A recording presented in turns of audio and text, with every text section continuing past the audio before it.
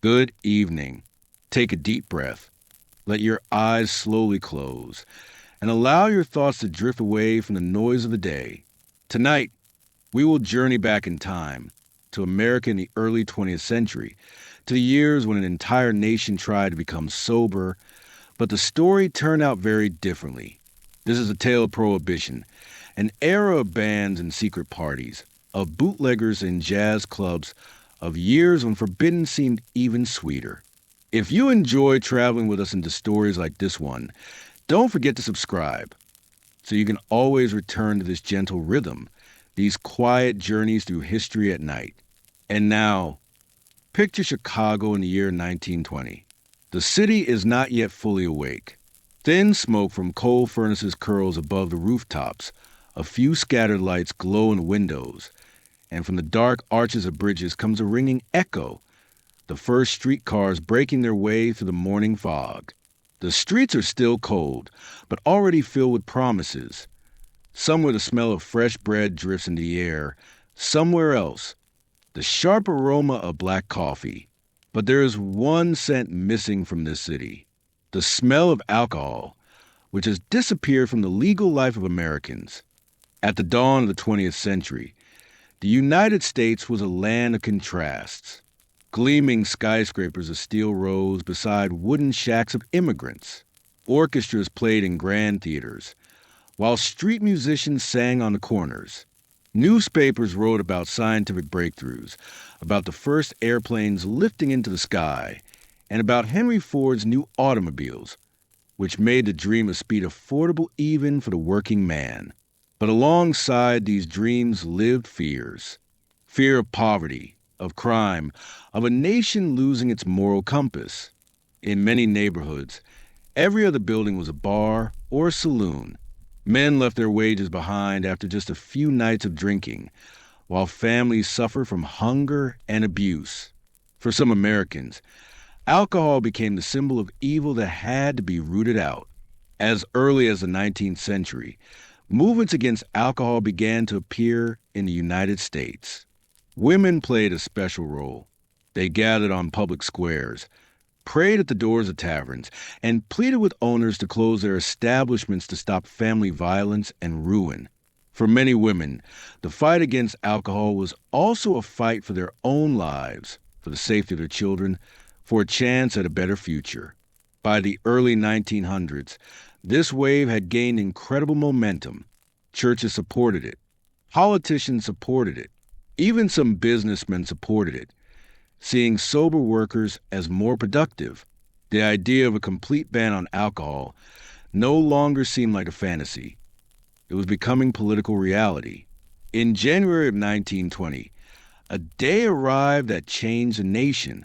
The 18th Amendment to the United States Constitution took effect, along with the Volstead Act, which defined how the ban would be enforced. From that moment, the sale, production, and transportation of alcohol were illegal. Imagine how it must have looked. Huge beer warehouses shutting their doors, bars turning empty, distilleries sealed with federal signs. Newspapers printed bold headlines: "A New America Awakens," "Sober and Moral." Politicians promised that crime would fall, families would thrive, workers would be healthier and more diligent. It was an experiment the nation was proud of. But few could imagine that within just a few years, the country would see a very different picture. Smuggling, underground bars, the rise of the Mafia, and the blossoming of jazz culture. Tonight, we will walk this path together. From the naive hopes to the roaring speakeasies, from empty store shelves to the bootleggers who carried alcohol across rivers and borders. We will see how Prohibition changed America forever, even long after it was repealed. But first, remember, here there is no hurry. Each scene will unfold slowly, like an old photograph in dim light. This story is made so that your eyes grow heavier and your mind calmer. So if you haven't subscribed yet, do it now, and you will always have a way back to our journeys through time. And now, let me take you to those years when America tried to become sober and yet learned to live a double life. In those years, America looked very different than it does today. The nation was only beginning to rise, turning into an industrial giant. Yet it was still a land of thousands of small towns and close-knit communities, where life was bound together by religion, traditions, and neighborhood customs. It was there in the small towns and villages that the idea first took root. Alcohol was a true enemy of a nation. Many believed it was a cause of poverty, of domestic violence, of absentee workers on factory floors. A man could drink his wages away at the saloon and return home with empty pockets, leaving his family without food. These stories were familiar to every woman living in the working class neighborhoods.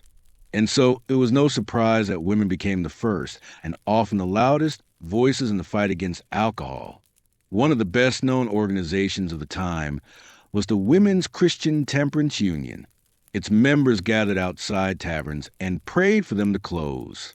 Some even went inside, knelt at the bar, and prayed aloud, forcing the owners to feel the weight of the community's disapproval. These were ordinary women, wives and mothers, who truly believed that alcohol was evil, that it tore families apart. Another powerful ally of the temperance movement was the church. Preachers spoke from their pulpits, declaring drunkenness a sin, warning that God would bless America only if its people resisted temptation. They painted vivid pictures. A worker walking into a saloon while his family wept in hunger, a young man drinking himself into ruin before life had even begun.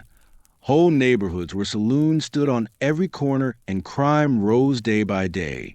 Soon, politicians began to join the movement as well. For many of them, supporting temperance meant securing votes in rural towns and small cities. Campaigning for prohibition brought clear political rewards. By the early 20th century, many states were already passing local restrictions, shutting down bars and taverns, with local judges punishing anyone who tried to reopen them. The movement also carried another argument: economic. American industry needed disciplined, reliable workers. Alcohol, factory owners believed, reduced productivity, increased accidents, and led to absenteeism. Some businessmen supported prohibition less out of moral conviction and more out of practicality. All of this created an atmosphere where the idea of a complete national ban seemed increasingly appealing. People believed it would cure society's ills.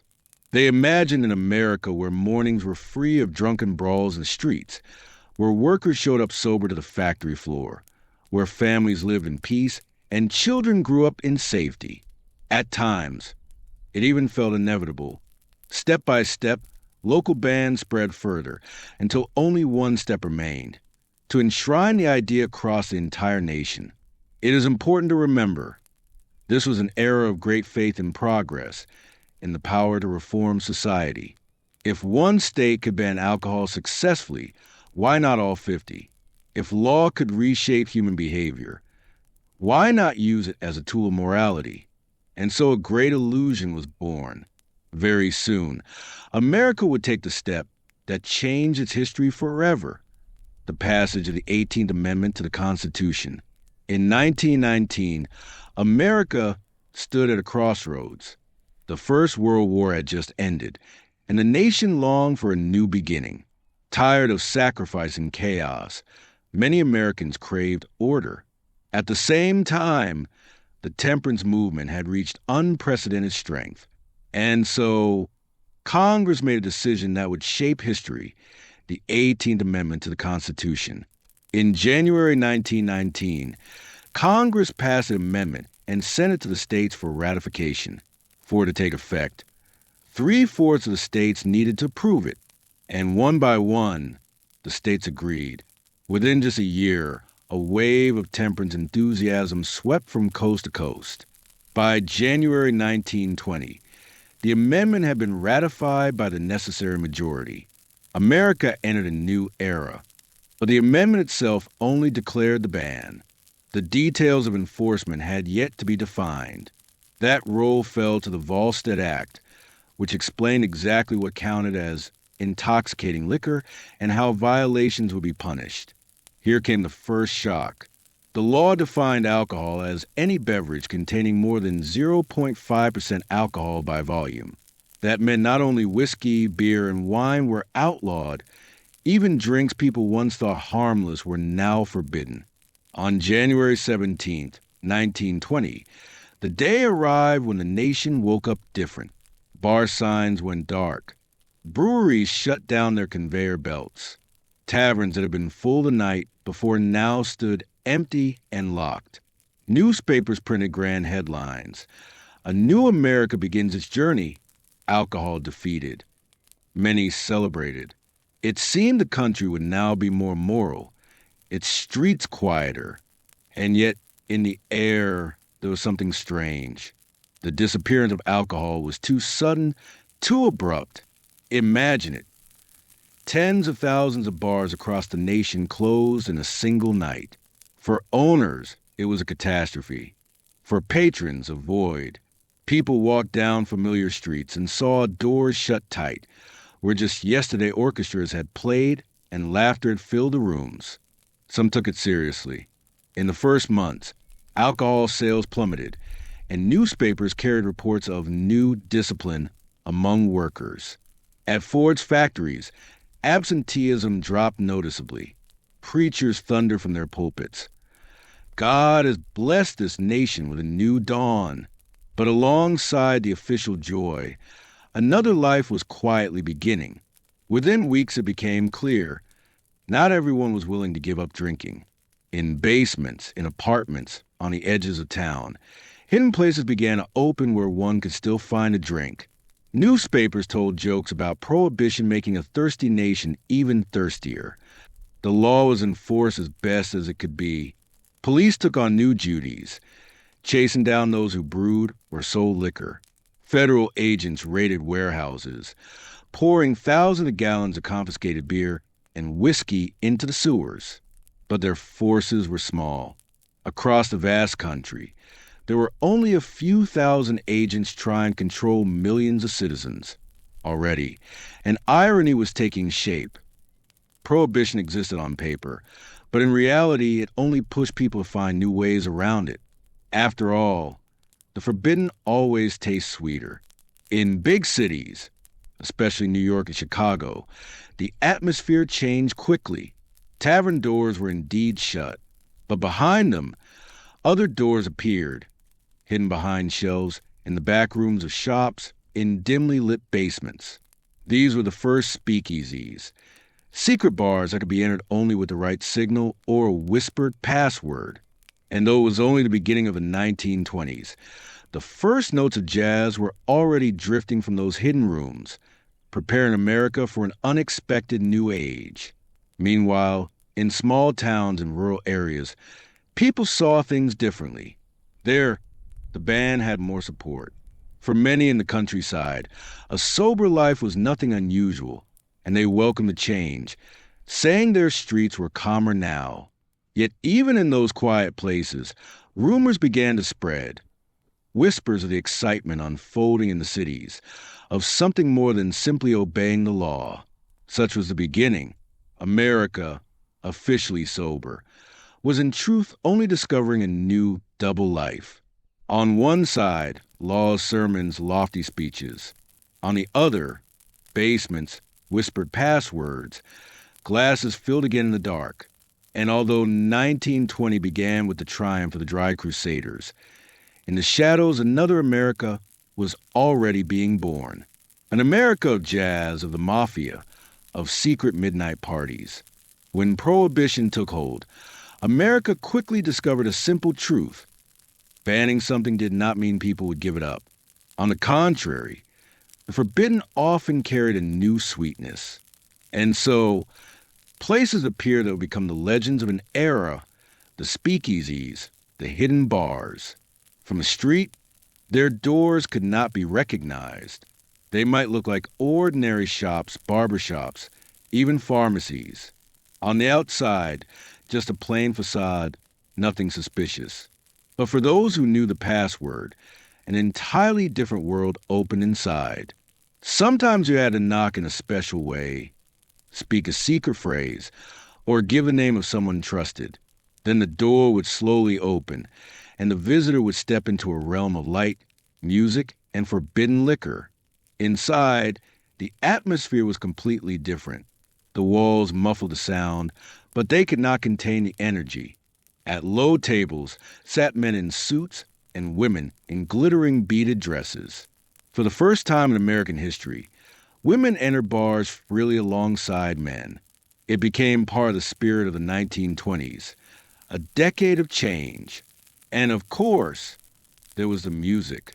In every speakeasy, you could hear jazz, trumpets, clarinets, the rhythm of drums, the voice of a saxophone filling the rooms. It was a new sound for America, a sound that broke old rules just as the patrons were breaking the law.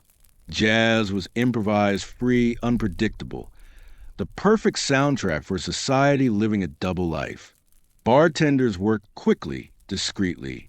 The alcohol varied: smuggled gin, Canadian whiskey, homemade wine. Often it was disguised as tonics, medicines, or even soft drinks. Out of this came the birth of classic cocktails we still know today, mixtures designed to mask the harsh taste of illegal spirits. It's important to understand, speakeasies were not rare. There were thousands of them. In New York City, by some estimates, more than 30,000 underground bars operated during Prohibition. In Chicago, under the rule of Al Capone, there were so many that the police simply could not control them all. At times, the police didn't even try. Some establishments were protected by bribes. Others were used as traps, raided for the sake of headlines. It was not unusual for a single bar to be shut down and reopen again within days, officially closed in the evening, but by the next night, its lamps glowed and music played once more. Inside, there was always an atmosphere of freedom. People came not only for a drink, but for the feeling that they were part of the secret. That was a thrill, slipping through a hidden entrance, whispering a password, and finding yourself among a crowd laughing and dancing despite the law. Women in short dresses with feathers, the so-called flappers, dance at Charleston. Men in fedoras smoke cigars. Some discuss business, some politics, but everyone knew the true attraction was breaking the law together. Jazz and cocktails became the symbols of a new America.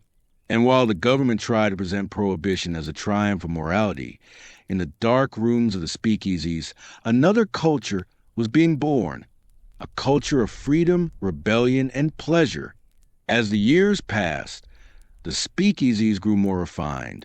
Some opened with lavish interiors, live orchestras, and dance floors.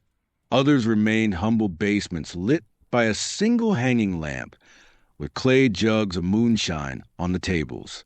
Together they formed a vast underground kingdom, a place where bankers and laborers could drink side by side, where even those who had voted for the law by day broke it by night. These bars were more than places of escape. They were windows into the future. Here, popular music took shape. New dances emerged, new fashion was born. Here, people felt they could be different, could allow themselves freedom, if only for a few hours. And every night, when the last patron left and the doors closed again, the city itself awoke changed. Because Prohibition existed in the law books, but in the hearts and streets of America, it was broken nightly by the thousands. The country had learned to live in two worlds: the official one, where alcohol was banned, and the secret one, where glasses clinked again in the dark. When the law bans something, but the demand remains, there will always be those ready to fill the gap. In America of the 1920s, these people were the bootleggers, the smugglers who supplied the country with alcohol in all its forms. The word bootlegger came from the old practice of hiding bottles of liquor inside the high tops of boots. During Prohibition, it took on a new meaning. Now, the term applied to everyone, from young boys carrying a few flasks in their pockets to vast criminal organizations transporting thousands of gallons across borders. The largest channels were Canada and the Caribbean. Canadian liquor was especially prized, valued for its quality and legality on the other side of the border. It crossed into the United States by boat, by train, even through secret tunnels. In the north, the Great Lakes became true highways for smugglers. In winter, cars drove straight across the frozen surface, gliding through the dark. In summer, boats with hidden compartments skimmed across the water. From the south came another stream, rum from Cuba, whiskey from Bahamas, sometimes even cognac from Europe, shipped across the Atlantic. Large vessels would anchor just outside U.S. territorial waters. There, a floating marketplace was born, known as Rum Row. Dozens of ships lined up just a few miles offshore, while speedboats darted back and forth, loading crates and racing for the coast. In the darkness of night ocean, a rail chase began between the bootleggers and the Coast Guard. As automobiles advanced, smuggling grew even larger. Cars were modified with double fuel tanks, where one held not gasoline but whiskey, and with secret compartments hidden in doors and under seats. Drivers became masters of maneuvering, and sometimes even the fastest police cars couldn't catch them. The art of outrunning the law became a craft of its own. Later, those very skills laid the foundation for what we know today as NASCAR, American stock car racing, born from the world of bootleggers fine-tuning their cars for speed and endurance. But smuggling was more than the romance of fast boats and fast cars. It carried enormous risks. Bootleggers drove their loads at night, hiding bottles among shipments of fruit and vegetables. Often, bribes for police and officials traveled in the same trucks as the liquor. Corruption spread so deeply that in some towns, local officers practically guarded the shipments themselves. Small-time bootleggers were often ordinary workers or farmers looking to make a living. But the big supply chains were soon controlled by organized crime groups. In New York, Chicago, Detroit, entire mafia networks arose, running alcohol distribution as efficiently as legitimate companies produced steel or automobiles. For them, Prohibition was a gold mine. There were also those who turned to home production. Across the country, in barns and basements, people brewed what came to be called moonshine, a crude homemade liquor, often dangerous to drink. It was made from corn, potatoes, or sugar. Sometimes toxic chemicals were added to raise its strength. Each year, hundreds died from poisoning or went blind. But the demand was so high that neither the risks nor the tragedy stopped producers or customers. Some bootleggers became legends. William Bill McCoy was famous for supplying pure Caribbean rum, while George Remus, a lawyer-turned-crime lord, built a vast smuggling empire and called himself the king of the bootleggers. Their names became surrounded by stories of wild parties, of elaborate schemes, of trucks rolling past police with contraband hidden in plain sight. Bootlegging became part of everyday life. In big cities, people knew that if they wanted to drink, there was always someone who knew someone. At apartment parties, glasses filled with Canadian whiskey. At holiday tables, there was always homemade wine. Alcohol had not vanished. It had only become more expensive, more dangerous, and more romantic. Out of this underground grew a whole culture. Cars speeding along back roads at night. Boats cutting through waves in pursuit. Basements filled with the sharp smell of fermentation. All of it became part of an America that was officially dry, but in truth was living in two realities. And though the government tried to fight back, creating new task forces, seizing shipments, pouring tons of liquor down drains, the tide of bootlegging was far too strong. For when millions of people want something, a few thousand agents cannot stop a river that has already broken its banks.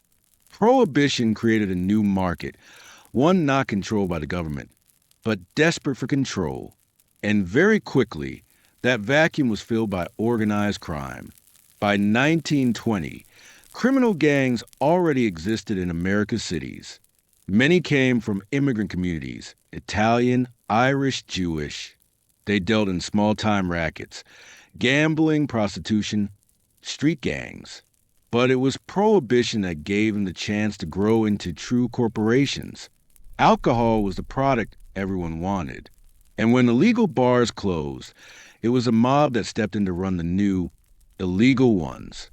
They organized supply lines from bootleggers, opened speakeasies, hired guards, bribed police officers. Soon, their influence spread over entire neighborhoods. Chicago became the most famous example. Even then, the city carried a reputation for toughness, noise, and industry, and it was there that the criminal empire of Al Capone rose to full strength. Alphonse Capone, known as Scarface, was a young Italian who began with petty crimes in New York. But after moving to Chicago, he rose through charisma, ruthlessness, and an ability to run operations like a business. By the early 1920s, he controlled a vast network of speakeasies, alcohol supply routes, and entire districts of the city. His empire earned millions of dollars every year. Capone did not hide his power. The press called him the King of Chicago. He appeared at social events, gave generous donations to charity, even fed the poor during the Great Depression. To some, he was a criminal. To others, he was almost a folk hero, defying an unpopular law. But behind the glitter lay a darker truth. Control of the alcohol market meant open warfare. Cars exploded in the streets. Machine guns rattled across neighborhoods. Rival gangs wiped each other out, fighting for routes and territories. The most infamous episode was the St. Valentine's Day Massacre of 1929. Capone's men lured members of Bugs Moran's gang into a garage, where 6 gangsters and 1 bystander were gunned down with Thompson submachine guns. The event shocked the nation. Newspapers wrote of Chicago as a city where power belonged not to the state, but to the Mafia. Capone had many enemies, but also many allies. His money flowed into the pockets of politicians, judges, and police officers. In Chicago, people said, "There isn't a door I can't open with a stack of bills." Yet the life of a crime lord was double-edged. He lived in luxury hotels, wore expensive suits, traveled with bodyguards like a general. But he also lived in constant fear of betrayal, of assassination. Each day was a fight for survival. In the end, the government caught him not for murder or for bootlegging, but for tax evasion. In 1931, Capone was convicted and sent to Alcatraz prison. His empire began to crumble, but his image endured, a symbol of everything Prohibition had created. Immense wealth, ruthless violence, lavish living, and deep corruption. And Capone was not alone. In New York, the gangs of Joe Masuri and Charles Lucky Luciano laid the foundation for the future American Mafia. In Detroit, Cleveland, Kansas City, everywhere new kings of alcohol rose. Prohibition turned small-time hoodlums into businessmen of the underworld. Organized crime began to operate like corporations. There were supply departments, security divisions, finance directors, and all of it existed because of a single substance that was officially banned: alcohol. Instead of lowering crime, Prohibition did the opposite. It gave the Mafia unprecedented resources and influence. It changed the face of America's cities, turning them into arenas of gang wars, where machine guns and suitcases of cash were part of daily life. And for many ordinary Americans, it was also a spectacle. Newspapers printed the stories of gangsters. People followed their battles as if watching a theater. And here lay the final irony. The law meant to raise morality, instead turned criminals into the stars of their time. Prohibition was intended to be a clear and simple ban. But life is always more complicated than any law. Very quickly it became clear that even the strictest rules could be bent. Out of this came the paradoxes that made the era both serious and almost absurd. One such paradox was the medical loophole. The law allowed alcohol to be used for medicinal purposes. This meant a doctor could write a prescription for whiskey or another drink, and a pharmacy could legally dispense it. As a result, the number of patients in need of alcohol skyrocketed. People who had never seen a doctor before suddenly became regular visitors. Pharmacies turned into miniature bars. The most famous example was the Walgreens chain. Before Prohibition, it had about 20 stores. By the time Prohibition ended, there were more than 500. Officially, the success was explained by good service and smart management. But everyone knew the real reason: medicinal whiskey. Another loophole was religion. The law did not forbid the use of wine in religious ceremonies. And suddenly, all across the country, new churches and congregations appeared where wine was considered essential for worship. The number of believers in some denominations multiplied overnight. Authorities tried to monitor this, but abuse was hard to prove. After all, who could deny a person the right to pray and to use wine in sacred rituals? There were also home experimenters. The law did not ban growing grapes, nor did it ban selling concentrate kits. On the labels, ironic warnings were sometimes printed. Do not add this concentrate to water, and do not leave it in a dark place for 20 days, or it may accidentally turn into wine. It was an open secret everyone understood. But these loopholes also had a darker side. Where people could not buy legal drinks, surrogates appeared. In basements across the country, homemade liquor was distilled from whatever ingredients were available: sugar, corn, molasses. Sometimes dangerous chemicals were added to boost the strength. The most tragic part was that even the government itself contributed to the danger. To stop the illegal use of industrial alcohol, it was deliberately poisoned, laced with methanol and other toxic substances. Yet bootleggers still redistilled it and sold it as drinkable liquor. As a result, thousands of people across the country were blinded or killed by poisoning. Sometimes, the results bordered on comedy. Newspapers told stories of trucks loaded with crates of medical alcohol mysteriously disappearing on their way from a pharmacy, or of farmers growing grapes, only to find crowds outside their homes, eager by the juice that just might accidentally turn into wine. And so, the law that was meant to make America more moral instead created a strange world of double standards. Doctors suddenly became the nation's most important whiskey distributors. Priests became guardians of vineyards. Pharmacies became places where a legal glass of liquor could be obtained. Ordinary people learned to live with this double life, where the very same substance could be called both a sin and a medicine, both a crime and a ritual. All of this undermined the very idea of the law.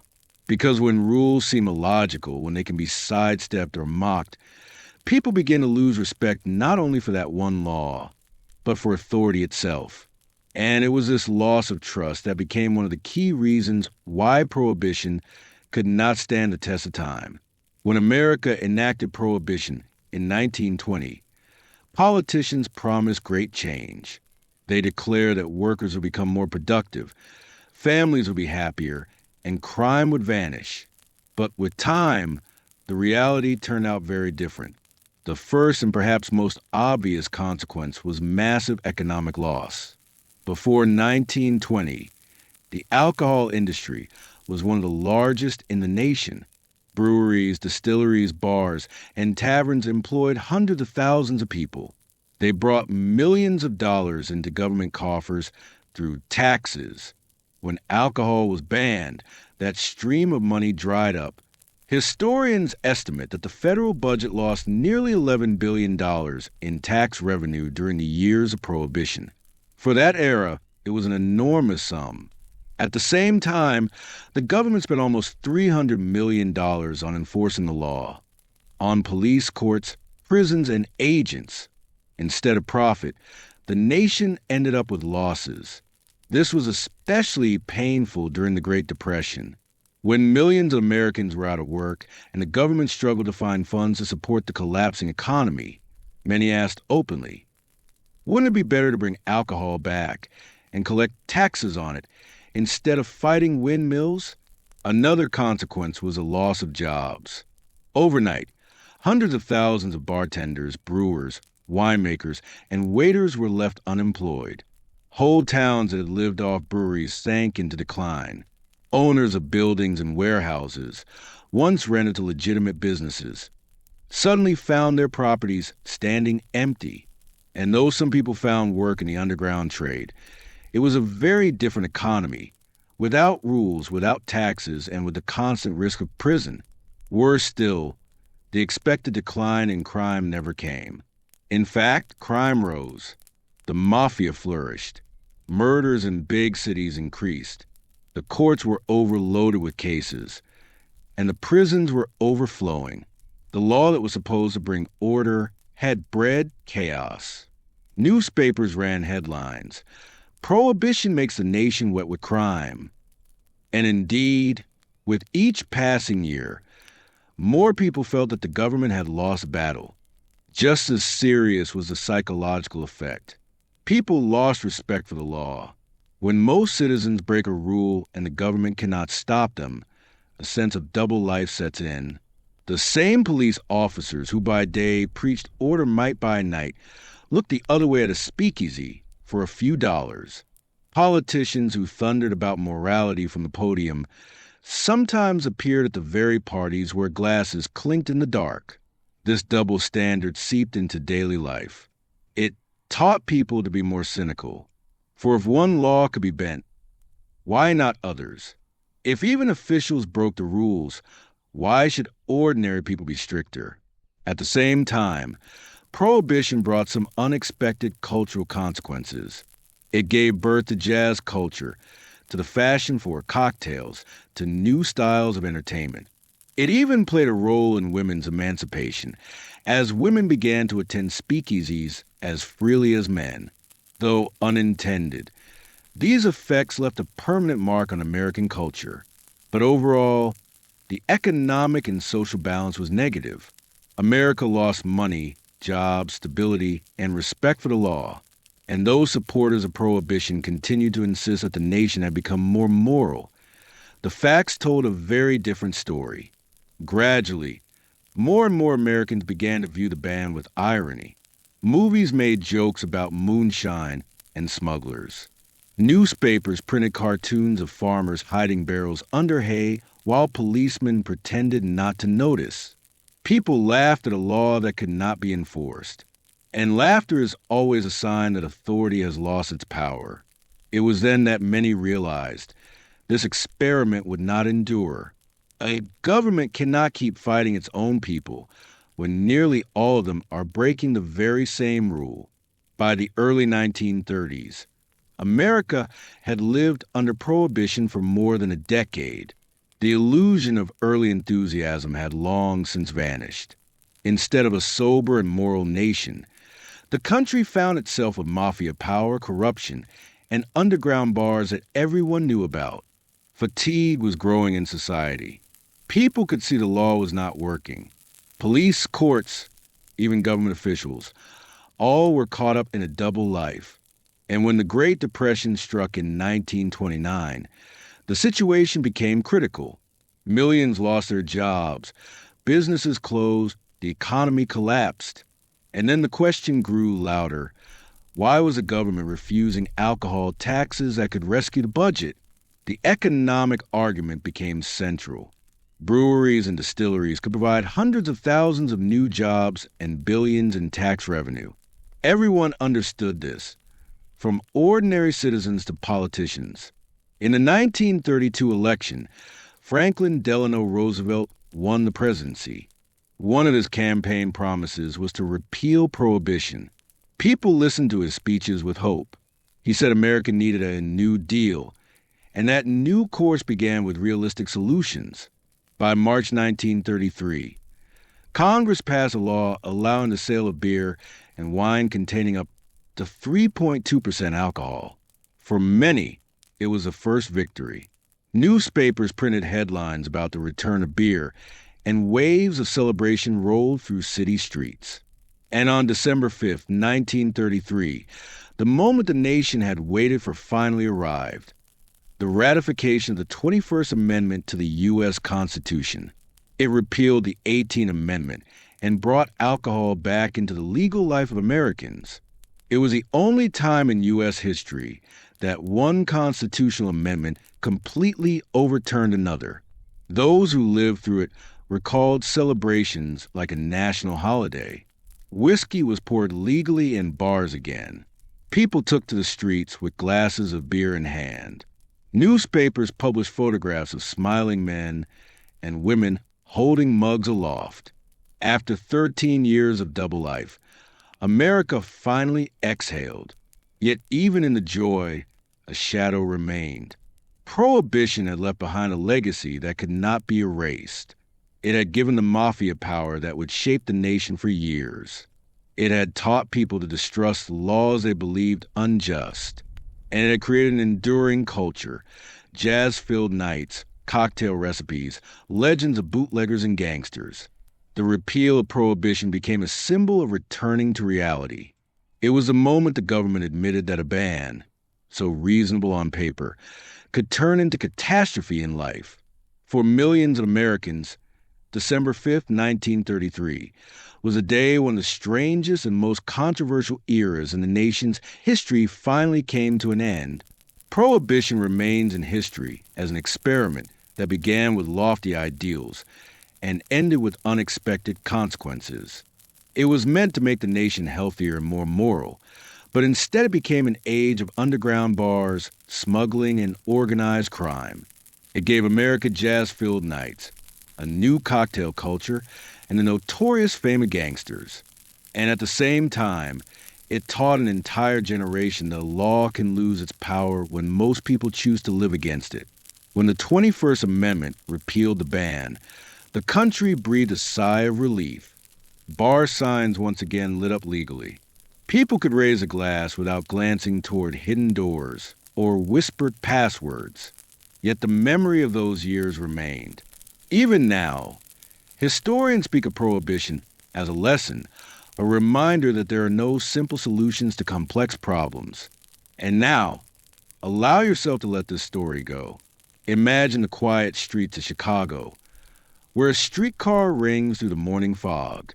Imagine a bar behind closed doors, where the music has long since faded and the glasses stand empty. Imagine that this time has ended, and all that remains is a memory, distant and almost dreamlike. Take a deep breath. Exhale slowly. Let this story dissolve into the silence of the night. Sweet dreams.